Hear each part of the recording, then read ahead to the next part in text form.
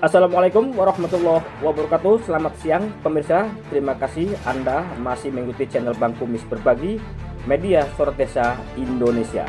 Dan perlu diketahui, hari ini Bang Kumis sedang berada di depan kantor Pengadilan Negeri Pandeglang, di mana hari ini ada agenda sidang kedua perbuatan melawan hukum dengan penggugat Rizal Rahmatullah dan tergugat diantaranya Rektor Universitas Mataun Anwar.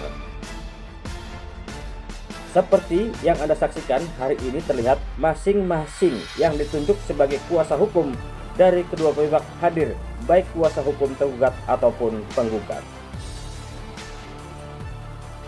Dan untuk mengetahui kabar selengkapnya, ikutin terus bersama langkah Bang Kumis Berbagi dari Kabupaten Pandeglang, Banten mengabarkan.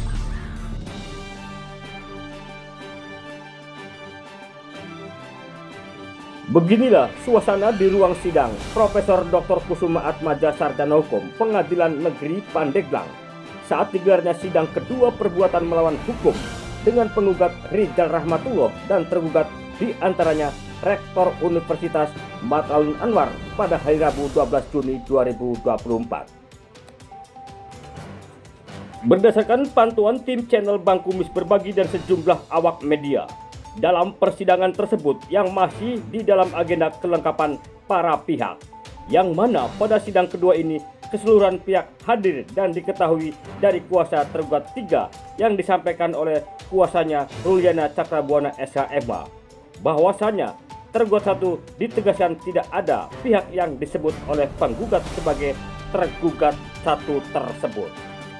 Sementara itu, di dalam persidangan yang diikuti beberapa awak media tersebut juga sempat terjadi perdebatan yang mana kuasa hukum penggugat Dr.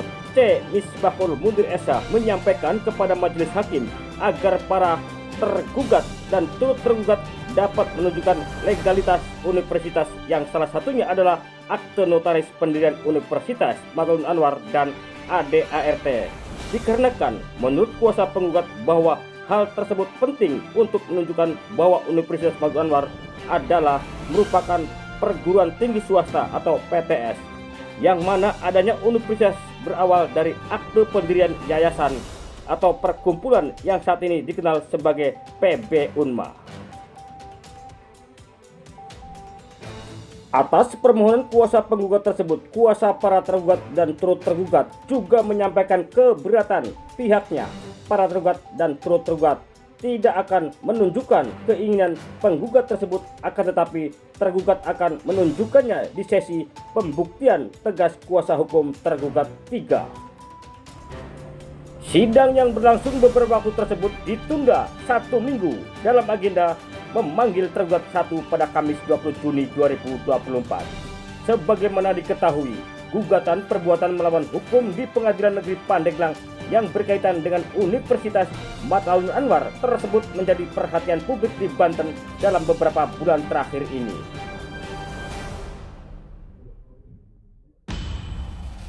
Usai Hakim Ketua Joni Maulidin Sarjana Hukum menutup persidangan, para pihak pun membubarkan diri untuk meninggalkan ruang sidang yang sempat terjadi ketegangan dan perdebatan dari masing-masing kuasa hukum. Dan untuk lebih jelasnya, Bang Kumis akan mewawancarai kuasa hukum tergugat dari kantor hukum R. Ruliana Cakrabuana dan partner, dan juga kuasa hukum penggugat dari kantor hukum AM Munir dan rekan. Terima kasih sebelumnya kepada Bang Kumis Berbagi dan seluruh masyarakat Pandeglang terutama Indonesia bahwa saya dari tim ini menjadi kuasa hukum Rektor Unma dan jajaran ke bawah, mewakili dari kantor hukum Ruliana Cakrabuana. Nah, di sidang yang kedua ini, Bung, ya, itu agenda sidangnya, Bung? Agenda sidang kedua ini tetap majelis hakim ingin menghadirkan para pihak, terutama yang sidang pertama belum bisa itu tergugat 1, tergugat 2, dan turut tergugat 2. Hari ini alhamdulillah tergugat 2 dan turut tergugat 1 itu sudah bisa hadir. Adapun yang diminta oleh penggugat berkenaan dengan ketidakhadiran tergugat satu, yang mana di situ kami berpendapat karena disebutkan bahwa tergugat satu ini adalah rektor CQ tim investigasi. Kami berpendapat karena CQ tim investigasi ini tidak disebut secara jelas. Karena tim investigasi ini bukan lembaga, lagi-lagi dia adalah bentukan insidentil. Maka tidak perlu kami juga menghadirkan karena mewakili rektor ini sudah cukup. Kenapa demikian? Kecuali memang si penggugat menyebutkan dengan terang dan jelas siapa tim investigasi ini. Nah, terus satu pertanyaan lagi, tadi dalam persidangan sempat ada sedikit perdebatan masalah mungkin keabsahan tentang dokumen para pihak. Nah, itu gimana nggak bisa dibuktikan? Baik, sesungguhnya itu sangat mudah bisa kita buktikan. Kenapa demikian? Karena tidaklah mungkin kita bisa mewakili untuk dalam selama rektor dalam satu perusahaan bahwa jika memang tidak memiliki legal standing. Apa itu diantaranya? Diantaranya adalah kami sudah dibuatkan surat kuasa oleh rumah. Hanya kami belum memperlihatkan SK pengangkatan rektor dan jajarannya ke bawah, dari mulai rektor, kemudian dekan SK, kemudian PJS dekan FHS, sampai dengan bawahnya ada yang dua lagi. Itu sebetulnya sudah dari kami. Hanya kami berpendapat karena ini masuknya yang tepat adalah pada saat nanti pembuktian. Hal itu bisa kita buktikan dengan mudah. Ya. Mungkin sedikit mengerucut nih, di persoalan ini kan berawal dari pemecatan yang dianggap oleh penuntut kan sepihak alias melawan hukum. Nah, menurut Bapak sendiri sebagai kuasa hukumnya, apakah pemecatan itu sudah memenuhi standar SOP-nya? Perangan tersebut setidaknya kami bisa memberi penjelasan ya, secara umum.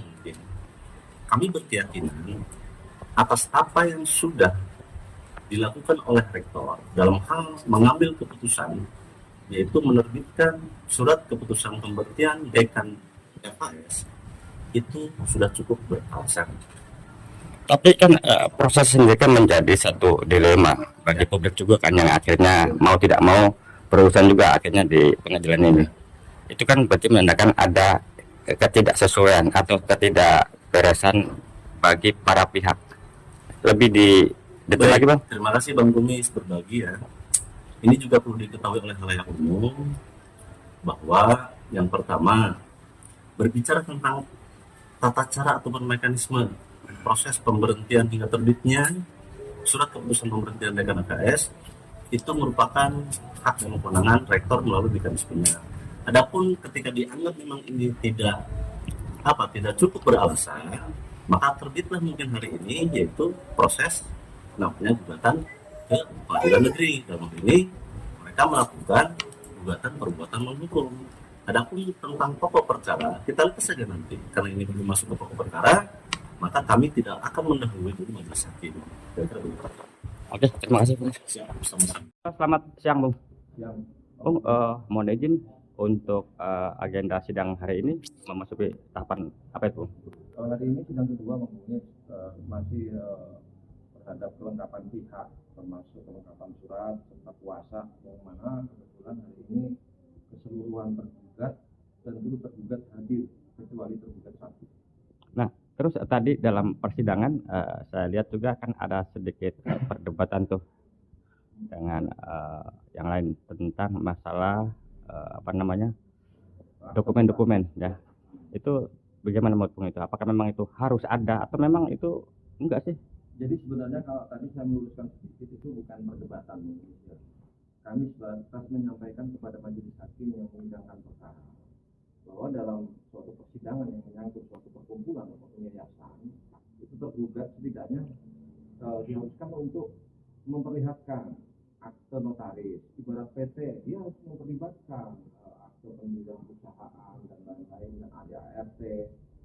Sedangkan untuk persidangan tadi kami sudah ajukan kepada majelis hakim agar dalam persidangan berikutnya para tergugat dan turut tergugat ini bisa menunjukkan legalitas sebagai apa yang ada dalam gugatan. Ya, tapi kan gini, tim kan itu kan tim investigasi yang bersifat mungkin tidak selamanya ada.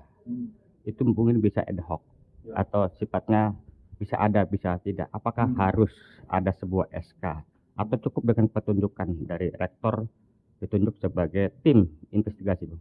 Begini Bang Budi. Jadi terkait gugatan kita terhadap pengurus yayasan itu disebutkan ada rektor, ada BPU. Tentunya yang kami harapkan di sini majelis hakim bisa menyampaikan kepada para tergugat atau tergugat untuk membawa surat keputusan tentang pengangkatan rektor tersebut. Apakah benar di situ surat kuasa itu di situ jabatannya andai kata si fulan, jabatannya rektor Universitas Mataram Luar. Kalau SK-nya tidak ditunjukkan, kami belum mempercayai bahwa beliau adalah merupakan rektor yang sebenarnya. Yang kedua, Bang Bumi, terkait akta notaris.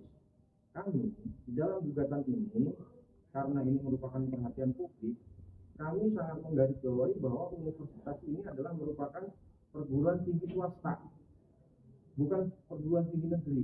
Artinya di bawah yayasan. Sehingga kami meminta juga tadi memohon kepada majelis hakim agar para tergugat dan tergugat itu bisa menunjukkan akta notaris, akta pendirian universitas tersebut, serta ADART-nya.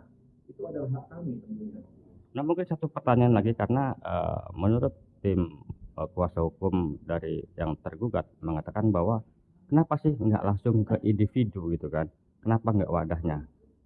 Akhirnya jadi kan terkait adanya surat hasil investigasi, surat laporan kepada rektor, itu kan ditandatangani bukan personil. Personil itu kan menjabat. Beliau menjabat jadi ketua BPU, menjabat sebagai rektor, menjabat sebagai anu, sehingga harus bisa menunjukkan surat keputusan yang berkaitan dengan jabatannya itu. Itu aja. apakah tidak cukup dengan dokumen yang tadi contohnya ditantangani oleh rektor pembentukan tim? Itu kan pasti sudah jelas bahwa mereka secara hukum sudah ditetangani oleh rektor tersebut. Menurut kami itu kembali kepada keputusan majelis hakim. Tentunya di sini majelis hakim akan bijak dan akan menilai tentang apa yang kami mohonkan kepada majelis hakim dan apa jawaban tergugat.